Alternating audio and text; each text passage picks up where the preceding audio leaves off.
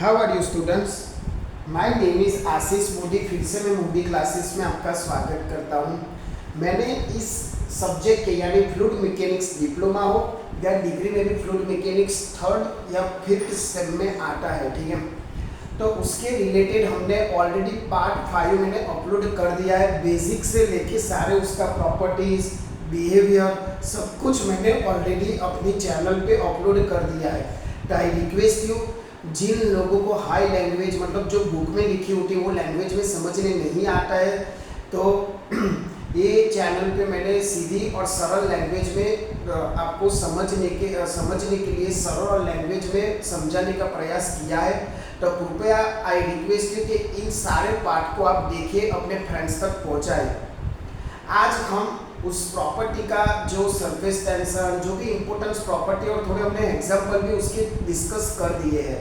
Visco density कैसे find करना है, specific what is the use of gravity, वो बहुत यूजफुल है और इम्पोर्टेंट टॉपिक था। वो सारा अपलोड मैंने कर चुका हूँ। लास्ट हमने देखा था काइनेमेटिक विस्कोसिटी, डायनेमिक विस्कोसिटी क्या है, डायनेमिक विस्कोसिटी से हमें काइनेमेटिक विस्कोसिटी कैसे मिलेगी, दोनों में क्या डिफरेंस है। तो जो बंदे नए हैं आई रिक्वेस्ट यू पहले इस सब पार्ट पर विजिट करें। पॉइस क्या है, स्ट्रोक क्या है, ऑलरेडी मैंने सब कुछ डिटेल में डिस्कस कर लिया है। तो आप जरा वो विजिट कर लीजिए, समझ लीजिए, अपनी कॉपी में लिखिए 2-3 बार तो समझ में आ जाएगा।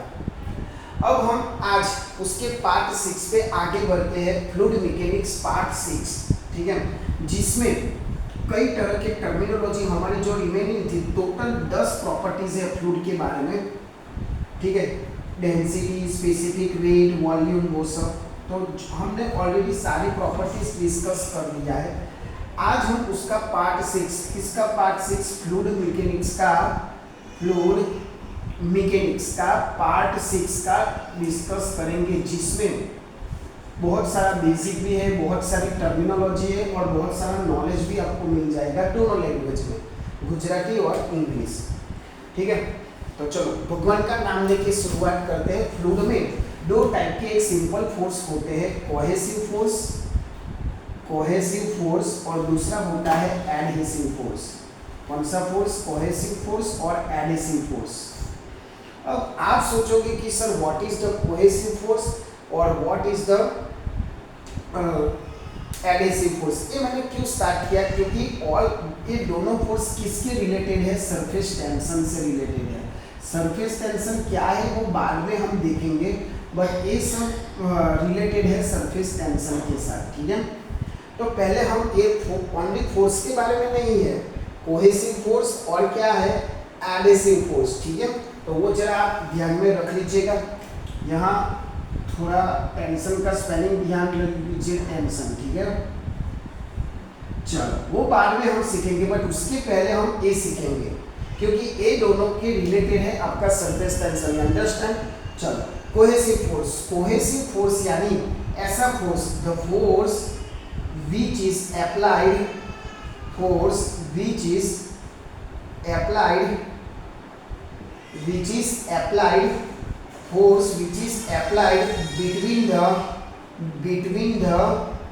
between the same molecules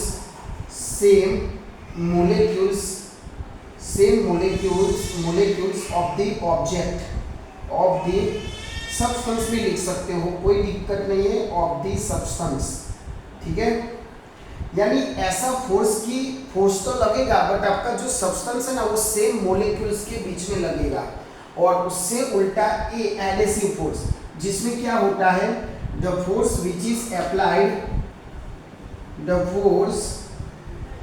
which is applied किसके बीच में लगेगा भाई? The force which is applied between different molecules of the substance, ठीक है। यानी ये दोनों फोर्स है, एक कोहेसिव फोर्स है, एक एडहेसिव फोर्स है। जहां आपको जो कोहेसिव फोर्स है वो कहां लगेगा? आपका सेम मोलेक्यूल के बीच में। और जो एडेसिव फोर्स है वो डिफरेंट मॉलिक्यूल के बीच में लगेगा। अब आप सोचो कि सर ये कैसा है? ऑब्वियसली किसी नए स्टूडेंट को और पुराने स्टूडेंट को भी कंफ्यूजन होगा कि सर ये कैसा, सेम मॉलिक्यूल्स में फोर्स और एडेसिव में फोर्स। ગુજરાતીમાં શું થાય કે એવું બળ કે સમાન પરમાણુઓ વચ્ચે શું લાગે છે, ફોર્સ લાગે છે, અને એવું બળ કે જે જુદા જુદા એટમ વચ્ચે તમારું બળ લાગે છે। अब दोनों समझते हैं कि व्हाट इज कोहेसिव फोर्स और व्हाट इज एडेसिव फोर्स। ठीक है, अब यहाँ सेम मॉलिक्यूल्स, यानी मैं यहाँ एक छोटी सी फिगर बना लेता हूँ जिसमें मैंने क्या एक वाटर डाला है। ठीक है, वाटर भरा हुआ है यहाँ, ओके, ठीक है, और यहाँ एक वाटर जो भी कंटेनर है वो बंद किया हुआ है। अब यहाँ सपोज के बीच में कोई मोलेक्यूल है आपका, वैसे तो कई सारे मोलेक्यूल्स होते हैं, बस समझने के लिए यहाँ क्या एक छोटा सा मोलेक्यूल्स हम क्या सपोज कर लेते हैं, यहाँ बहुत सारे मोलेक्यूल्स होते हैं, मतलब सब्सटेंस तो एक ही है, सब्सटेंस तो एक ही है, तो मोलेक्यूल्स भी कैसे हुए, सेम ही हुए ना। तो इन लोगों के बीच में जो भी फोर्स लगता है ना, उसको मैं क्या लगूंगा, कोहेसिव फोर्स। समझ में आया? यानी आपने एक कंटेनर में लिक्विड भरा है, लिक्विड में बहुत सारे क्या है, मोलेक्यूल्स है, वो मोलेक्यूल्स के बीच में जो भी फोर्स लग रहा है एक दूसरे को अट्रैक्ट करने का, रिप्रेजेंट करने का, उसको मैं बोलूंगा कोहेसिव फोर्स। अब एडेसिव क्या हुआ कि इसी कंटेनर को देखो भाई, मैंने एक वाटर खुला कर दिया, ठीक है, अब यहाँ कौन सा फोर्स आएगा, एयर वाला, और ये यहाँ वाटर मोलेक्यूल्स, यानी उन दोनों के बीच में जो फोर्स होगा ना, उसको मैं क्या बोलूंगा, एडेसिव फोर्स। देखो भाई, different applied different molecules, air में जो गैसेस के मोलेक्यूल्स है वो अलग है, और जो वाटर के मोलेक्यूल्स है वो अलग है। समझ में आया मैंने किसके बारे में बात कर रहा था? कोहेसिव यानी सेम मोलेक्यूल, यानी सब्सटेंस के अंदर, लिक्विड के अंदर जो भी व्हाटएवर मोलेक्यूल्स प्रेशर लगाएगा ना वो, और एडेसिव यानी जो वाटर मोलेक्यूल और एयर मोलेक्यूल के बीच में जो फोर्स लगाएगा वो, यानी अलग अलग। सिंपल, ये समझ में आया what is the cohesive force और एडेसिव फोर्स। ठीक है, तो पहले इसको लिखो, कॉपी करो, उसके बाद हम आगे चलते हैं कि ये कहाँ काम आता है सरफेस टेंशन में। ठीक है, हालांकि सरफेस टेंशन की डेफिनेशन कुछ और है, बट ये उसके रिलेटेड ही है। लिख लो, साइड में मूव कर जाता हूँ, आप स्क्रीनशॉट ले लीजिए, कॉपी ले लीजिए। ठीक है, उसके बाद हम आगे चलते हैं। चलो ठीक है, अब यहाँ सरफेस टेंशन है ना, आप एक इंपॉर्टेंट क्वेश्चन, एक एमसीक्यू या वाइवा में भी पूछ सकते हैं, सरफेस टेंशन किसके लिए प्रोड्यूस होता है। मैंने बोला कि सरफेस टेंशन रिलेटेड है, बट वो समझाने से पहले सरफेस टेंशन का पॉसिबल रीजन कौन है, ये वाला कोहेसिव फोर्स। कोहेसिव फोर्स के लिए ही क्या प्रोड्यूस होता है, सरफेस टेंशन। क्लियर, याद रखना, कोहेसिव फोर्स प्रोड्यूस होगा तो ही सरफेस टेंशन प्रोड्यूस होगा। सरफेस टेंशन की डायरेक्ट हम डेफिनेशन पे आ जाता है। सरफेस टेंशन को हम सिग्मा से डिनोटेट करते हैं। किसी बुक में कुछ और सिंबल से रिप्रेजेंटेशन किया होगा, बट आपको लिखना होगा where sigma is equal to surface tension. वो क्या होता है, फोर्स बाय लैंड। जो भी आपका लिक्विड है, जो भी है, उसमें जो भी फोर्स, कौन सा फोर्स, एक फोर्स है तो कौन सा फोर्स होगा, कोहेसिव फोर्स। कोहेसिव फोर्स क्या है, ऑलरेडी मैंने चला दिया। यहाँ आएगा न्यूटन पर मीटर, ये आपका यूनिट आएगा। This is the surface tension. समझ में आया? और उसका रीजन क्या है भाई, सरफेस टेंशन क्यों प्रोड्यूस होता है। This is the reason of cohesive force, reason of cohesive force. ठीक है, समझ में आया? ये वाइवा में भी पूछ सकते हैं कि सरफेस टेंशन किसके लिए यूज होता है। तो फिर एडेसिव फोर्स का क्या काम है वो भी समझेंगे भाई, बट इसका रीजन सरफेस टेंशन ये क्यों समझाए, क्योंकि सरफेस टेंशन प्रोड्यूस होता है due to the cohesive force. लिख लो ये भी।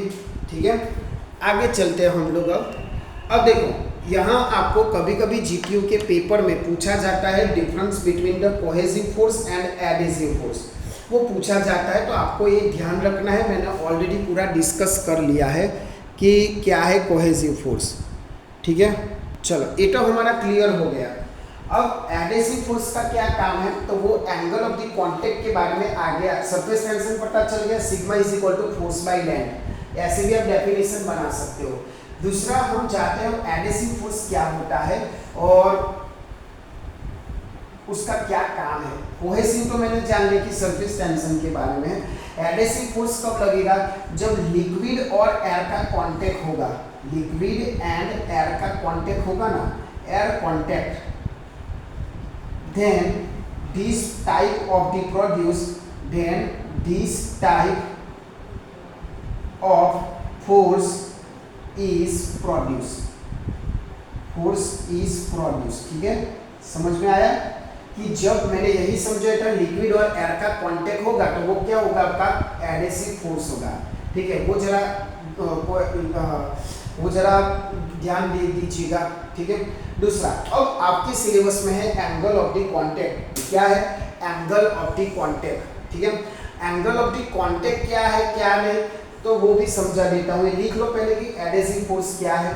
चलो आगे चलते हैं हम एंगल ऑफ द कांटेक्ट के बारे में फटाफट। अब देखो, मैंने आगे भी समझाया था, अगर आप कोई बॉल पे पानी का पॉइंट मूको, ठीक है, वाटर का पॉइंट रखो, तो वो क्या स्लिप हो जाएगा। ठीक है, बट हनी और ऐसे लिक्विड का पॉइंट मूको, वो नहीं स्लिप हो जाता। क्या है वो, तो दिस इज द टाइटल मार of important angle of the contact.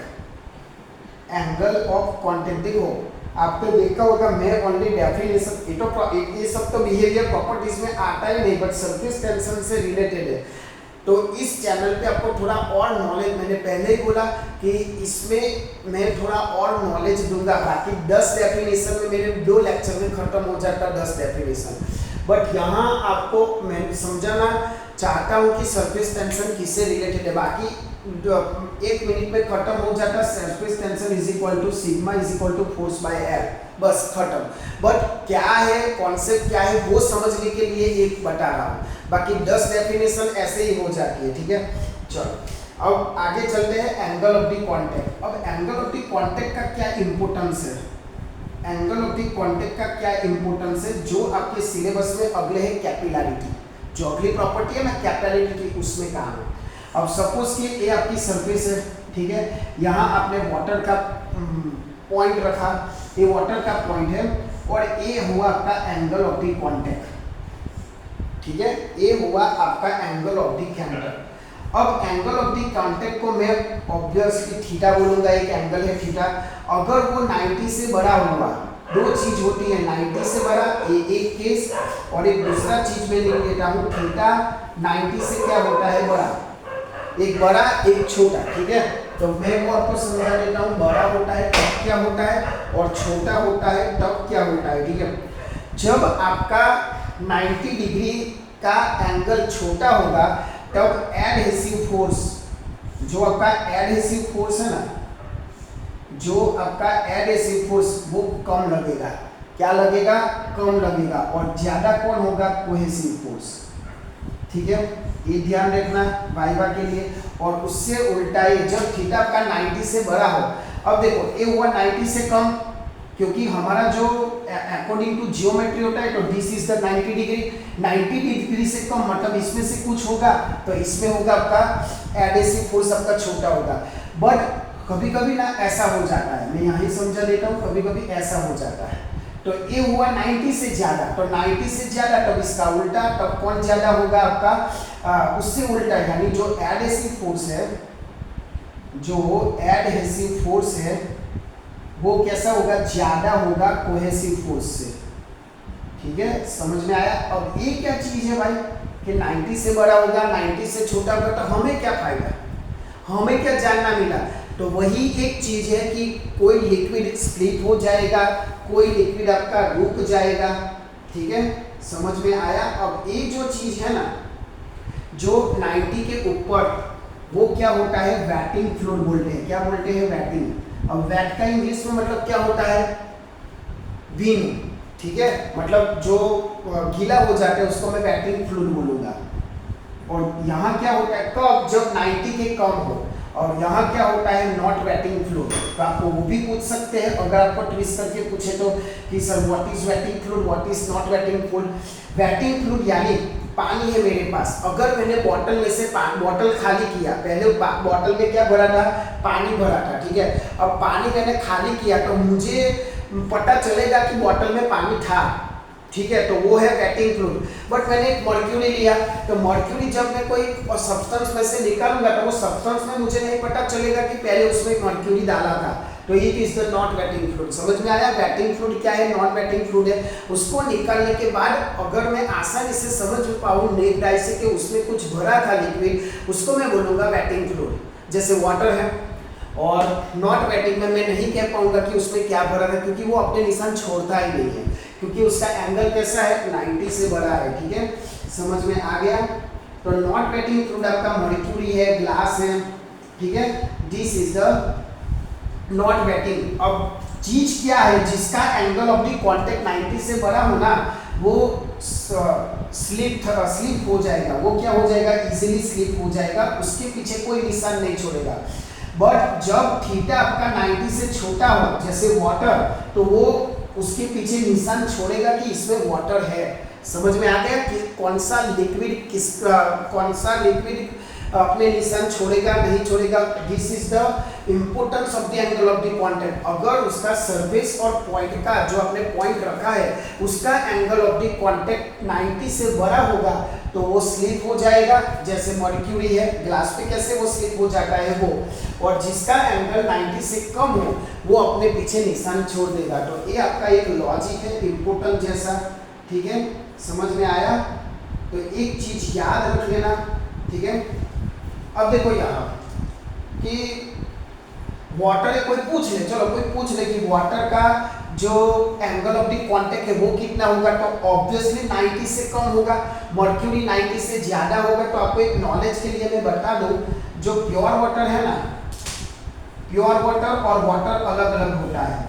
Pure water और अपना वाटर जो सिंपल घर में यूज करते हैं उसका ऑब्वियसली क्या होगा, 90 से कम होगा, तो वो है आपका जो वाटर है ना वो 29 डिग्री है, और प्योर वाटर का 0 डिग्री है। ये मैंने क्या लिखा भाई, एंगल ऑफ द कांटेक्ट लिखा। समझ में आ गया? एंगल ऑफ द कांटेक्ट क्या है, प्योर वाटर का 0, और हम जब इम्प्योरिटी वाला वाटर आप करोगे तो उसको मैं क्या बोलूँगा, 29 डिग्री। जो 29 डिग्री आपका 90 से कम है, यानी उसमें एडेसिव फोर्स कम होगा, कोहेसिव फोर्स ज्यादा होगा, तो अपने पीछे वो छोड़ देगा निशान, जिसको मैं बोलूँगा वेटिंग फ्लूइड। दूसरी बात, जो मर्क्यूरी ले लूँ, ठीक है, हमारे ऑब्जेक्ट में था मर्क्यूरी, तो मर्क्यूरी का जो थीटा है वो कितना है, 132। देखो दोस्तों कितना इंटरेस्टिंग है, ये 90 से बढ़ गया, देखो 90 से बढ़ गया, यानी एडेसिव फोर्स ज्यादा होगा, नॉट वेटिंग फ्लूइड होगा, और अपने पीछे कोई भी निशान नहीं छोड़ेगा। This is the concept of surface tension. समझ में? अगर मैं चाहता तो उसको मैं 2 मिनट में खत्म कर सकता था, sigma is equal to F by, but कभी कभी जीटी वाले पूछ लेते हैं cohesive force, adhesive force, angle of the contact क्या है, कब स्लिप होगा, कौन स्लिप होगा, कौन वेटिंग फ्लूइड है, कौन, कितनी सारी चीजें मैंने यहाँ पढ़ाई है, waiting, non waiting, adhesive force, cohesive force, angle of the contact, surface tension, water का जो कब एंगल ऑफ द कांटेक्ट कितना है, वो मैंने समझा। तो पूरा सही से आप लिख लीजिए, छोटी छोटी बातें बहुत सारी है भाई, तो लिख लीजिए। और दूसरी जो चीज़ें हमारी कैपिलरिटी, वो हम स्टार्ट करते पहले लिख लीजिए, मैं साइड में खींच जाता हूँ, ठीक है। तो लिख लीजिए फटाफट कि क्या है आपका एंगल ऑफ द कांटेक्ट। हम लोग आगे चलते हैं कैपिलरिटी पे। आई होप आप लोगों को ये समझ में आया होगा। अगर फिर भी कोई कंफ्यूजन है भाई, वीडियो बैकवर्ड करके या रिपीट करके देख लीजिएगा, इजी है, समझने से आपको आ जाएगा, बट रट्टा मारोगे नहीं आएगा। चलो आगे चलते हैं हम कैपिलरिटी, एक इम्पोर्टेंट नेक्स्ट प्रॉपर्टी आपका सरफेस टेंशन, हमारी प्रॉपर्टी खत्म हुआ, ठीक है। हम जाते हैं कैपिलरिटी। कैपिलरिटी जैसा नाम है वैसा आपको अंदाज तो आ ही गया होगा, कैपिलरिटी यानी, यहाँ मैं लिख लेता हूँ कैपिलरिटी, ठीक है। अब वो क्या चीज है भाई, देखो उसमें क्या होता है, कभी कभी देखो हम में कंटेनर यहाँ ड्रॉ करता हूँ जिसमें क्या भरा हुआ है, पानी, सिंपल अपना प्योर वाटर भरा हुआ है, ठीक है। यहाँ आपका लिक्विड है, सॉरी मैं दूसरी पेन से ड्रॉ करता हूँ ताकि समझ में आ जाए। यहाँ मैं ऐसा एक छोटी सी ट्यूब उसमें क्या करता हूँ, इमर्स करता हूँ, ठीक है, जो ऊपर से बंद है।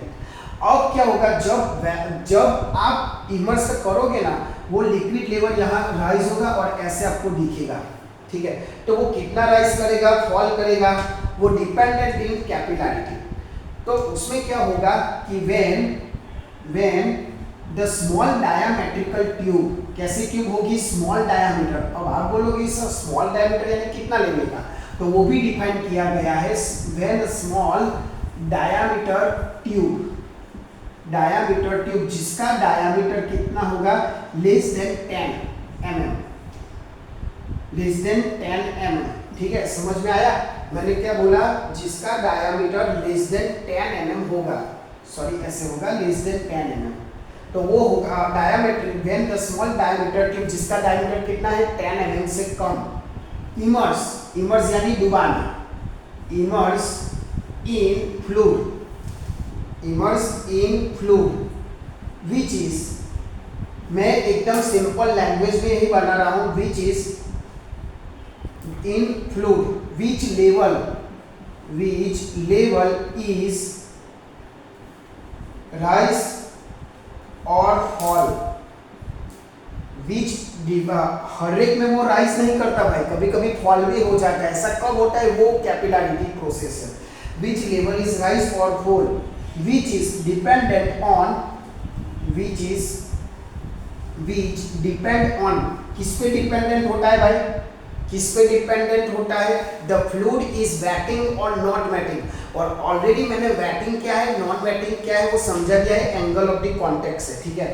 तो विच डिपेंड ऑन वेटिंग और नॉन वेटिंग फ्लूइड, ठीक है, वेटिंग और नॉन वेटिंग फ्लूइड। तो दिस इज द कैपिलैरिटी। समझ में आया मैंने क्या बोलना चाहा। अब कितना राइज होगा वो भी यहाँ डिफाइन किया गया है, उसका पहले इस डेफिनेशन को समझो कि क्या है। अब देखो यहाँ कितना हाइज होगा, तो h is equal to 4 sigma cos theta upon rho G D, ऐसा उसका फॉर्मूला है। h क्या है, हाइट, कि वो कितना राइज होगा, ठीक है। अब सिग्मा क्या है, ऑलरेडी सिग्मा हमने कर लिया है सरफेस टेंशन, ठीक है।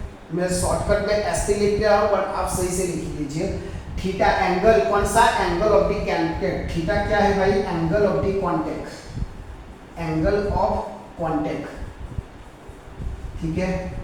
दूसरा होता है रो, डेंसिटी, जो फ्लूइड लिया गया है उसकी डेंसिटी, तो मैं यहाँ ही लिख लेता हूँ। डेंसिटी का यूनिट आपको पता होगा और उसका भी यूनिट पता है, सिग्मा न्यूटन पर मीटर। डेंसिटी यानी केजी पर मीटर क्यूब। जी यानी ग्रेविटी 9.8 मीटर पर सेकंड स्क्वायर।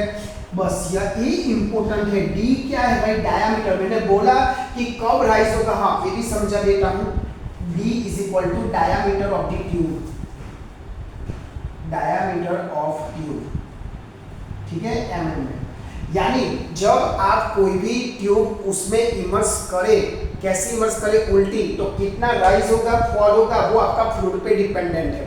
तो कितना राइज होगा वो आपको ऑलरेडी यहाँ फॉर्मूला दिया चुका है कि कितना वो राइज करेगा, ठीक है। बट आपका फ्लूइड कैसा होना चाहिए, वेटिंग और नॉन वेटिंग, यानी आपका जो फ्लूइड है उस पर डिपेंडेंट है। और मेन चीज आपका कौन सा है, डायामीटर। डायामीटर आपका छोटा होगा। फिर यहाँ आप बड़ा सा ऐसा ले लो तो नहीं वो राइज करेगा। सपोज कि मैंने ऐसा लिया, छोटे की जगह ऐसा ले लिया, तो वो राइज नहीं करेगा। कैसा होना चाहिए, छोटा। आप इस फॉर्मूला से भी समझ सकते हो, जो हाइट है inversely proportional to the one D है। देखो भाई, इनवर्सली नीचे है, यानी आपका डायामीटर कम तो हाइट ज्यादा मिलेगी। समझ में आया। उसी कॉन्सेप्ट के साथ आप कैपिलैरिटी समझा सकते हो कि जब मैं छोटे से छोटे डायामीटर वाली ट्यूब लूंगा तो ही वो राइज कर पाएगा, ठीक है। समझ में आया। तो यहाँ से एरिया आप बना सकते हो, एच का जो रिलेशनशिप है वो भी बना सकते हो। तो ये हुआ आपका कैपिलैरिटी, जो आपकी एक टर्मिनोलॉजी थी, ठीक है। तो समझ में आया कैपिलैरिटी क्या है। उसमें क्या होगा, आपका राइज भी होगा, फॉल भी होगा, but it is the dependent on fluid कि आपका फ्लूइड कैसा है। तो अच्छे से आप लिख लीजिए, ठीक है। कोई भी कंफ्यूजन हो नंबर है अथवा तो कमेंट करें, ये इम्पोर्टेंट है, कुछ उसमें रॉकेट साइंस नहीं है, बट पूछ लेते तो कई सारे स्टूडेंट्स को एक कंफ्यूजन रहता है। तो इस लेक्चर में हमने दो कंप्लीट किया आपका। तो आई रिक्वेस्ट यू, अब सारे प्रॉपर्टीज हमने नोटबुक में लिखे और कई एग्जाम्पल भी प्रॉपर्टीज के डिपेंडेंट पूछे जाते मैंने करवाए हैं, ठीक है। तो आप सही से अपनी नोटबुक में 2-3 बार उसको लिखिए, समझिए और अपने फ्रेंड्स तक पहुंचे जिसको कुछ भी समझ में नहीं आता है वो, क्योंकि मैंने एक इजी लैंग्वेज में आपको समझाने का ट्राई किया है। और चैनल को फॉरवर्ड कीजिए, सब्सक्राइब कीजिए और आप अच्छे से मेहनत कीजिए। अभी लेटेस्ट में डिप्लोमा का 4 सेम का रिजल्ट आ चुका है, धीरे धीरे सेकंड फर्स्ट का भी आ जाएगा, आपको पता चल जाएगा और आपकी मिड सेम भी नजदीक है, ठीक है। तो यही रिक्वेस्ट करूंगा भाई, मेहनत करने लग जाओ। बहुत डिफिकल्ट एग्जाम, बहुत डिफिकल्ट आपका सब्जेक्ट है, टॉम है, टॉम है, डीएमई है, ट्रिपल एम है, एफएमएचएम है, थर्मोडायनेमिक है। तो सारे सब्जेक्ट ऑलरेडी बहुत सारे अच्छे हैं अगर आप समझो तो, ठीक है। मेरी चैनल पे सब कुछ आपको मिल जाएगा, थर्मोडायनेमिक भी मिल जाएगा, ट्रिपल एम भी मिल जाएगा धीरे धीरे। तो आप जो करवा रहा हूँ उसी को स्टेप बाय स्टेप कीजिए और अपने फ्रेंड्स तक ये पहुँचाइए ताकि उनको भी पता चले कि क्या है मैकेनिकल इंजीनियरिंग, ठीक है। हमें ऐसा इंजीनियर नहीं बनना है कि ओनली रट्टा मारे, उसको समझो तो आपके में स्किलनेस और वो कंपनी इंडस्ट्रीज में काम लगेगा। बाकी रट्टा मार के तो कोई भी आ जाएगा, बट उसको समझो कि क्यों राइज हो रहा है, क्यों फॉल हो रहा है, एंगल ऑफ द कॉन्टेक्ट क्या है। बस इसी के साथ मैं लेक्चर फिनिश करता हूँ और हर बार की तरह आप ऐसा काम करो कि दुनिया करना चाहे आपके जैसा। जय हिंद, जय भारत।